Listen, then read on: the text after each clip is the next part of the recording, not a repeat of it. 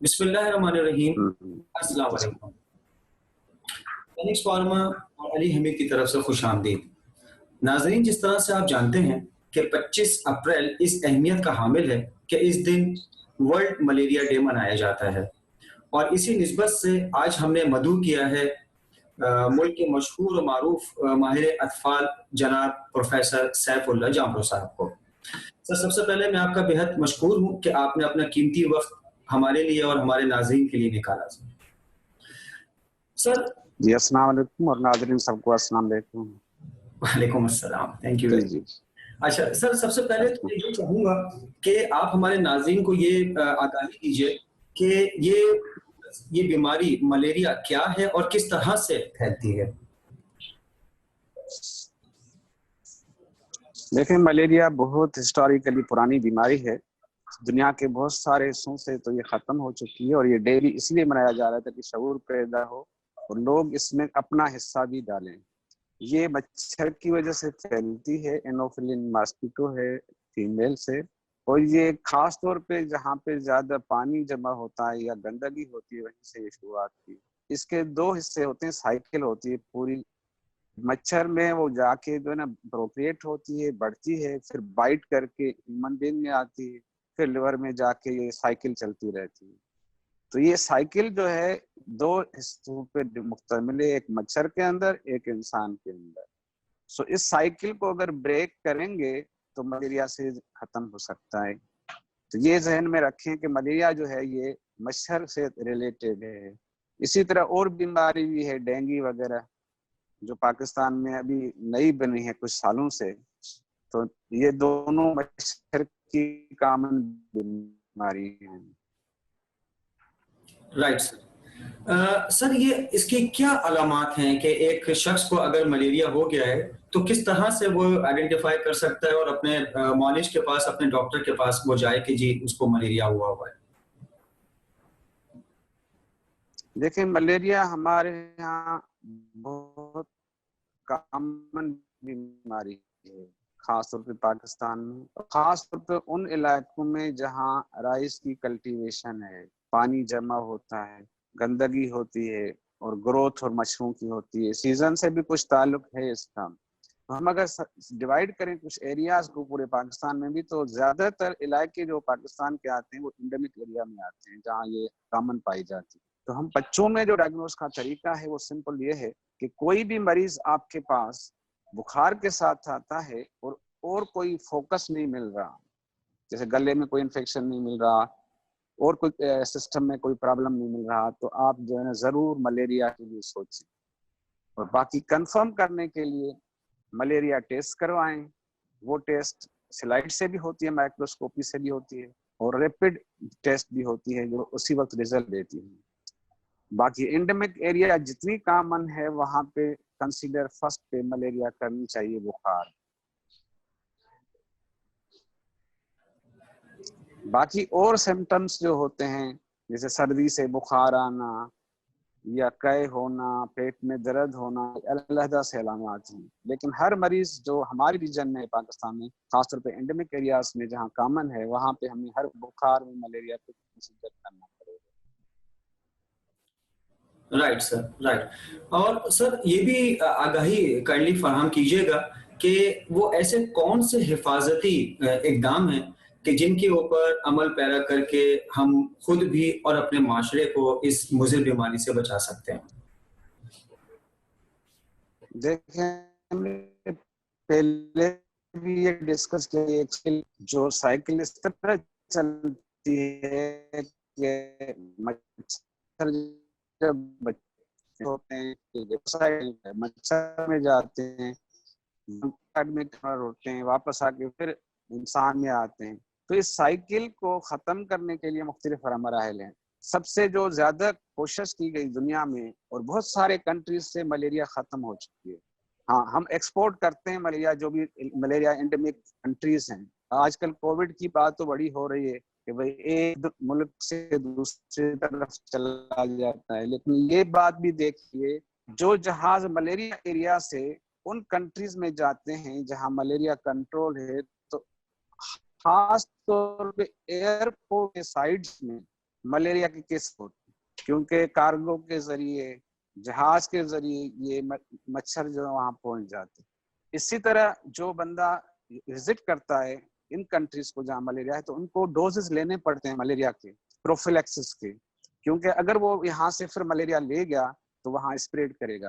तो ये इस तरह समझे कि मलेरिया भी किसी जमाने में पूरी दुनिया को इन्वॉल्व करती थी, लेकिन मस्कीटो को खत्म करने से, खासतौर एनोफिलीज को, बहुत सारे कंट्रीज ने इसको कंट्रोल कर लिया है। पाकिस्तान में भी किसी वक्त fully powerful malaria control programme चलता था, जिसमें डीडीटी पाउडर बहुत यूज होता था ऑल ओवर, और सालों में काफी स्प्रे करते थे। लेकिन वक्त के साथ मसाइल ये हुए कि डीडीटी पाउडर से मस्कीटो रेजिस्टेंट हो गया, क्योंकि ये जंग है ना जरासीमों और इंसानों की, तो मस्कीटो रेजिस्टेंट हो गया। और इसके अलावा ये भी देखा गया कि इसके बहुत सारे डिपॉजिट होके इंसान पे भी उसके बुरे असरात थे।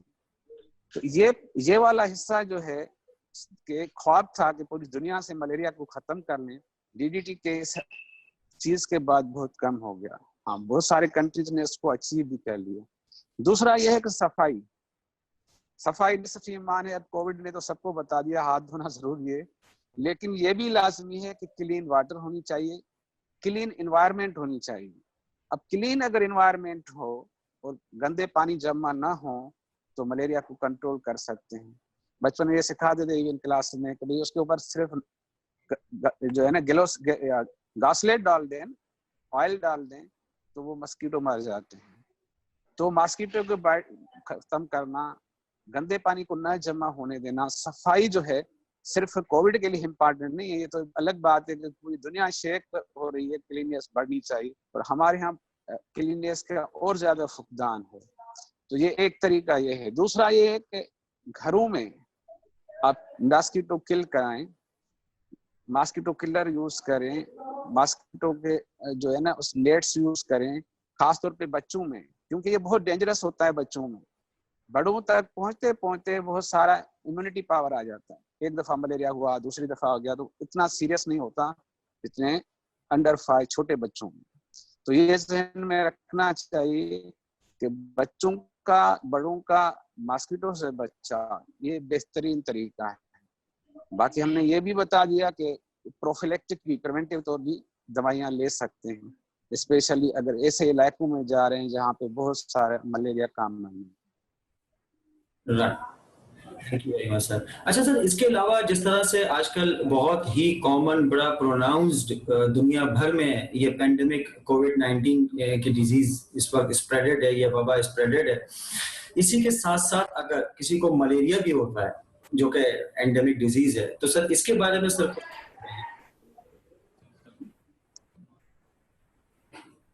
देखें, मलेरिया के लिए तो जो मेडिसिन हाइड्रोक्लोरिन है ये तो रिकमेंड भी हो रही है, अब प्लस माइनस भी है, कुछ प्रोफिलेक्ट में भी यूज कर रहे हैं, लेकिन कुछ चीजें कुदरत की तरफ से होती हैं, सर्वाइवल ऑफ फिटेस्ट। जैसे हमने बताया कि बहुत सारे जरासीम मलेरिया के डीडीटी से रेजिस्टेंट हो गए, इस तरह एंटीबायोटिक से रेजिस्टेंट हो गए।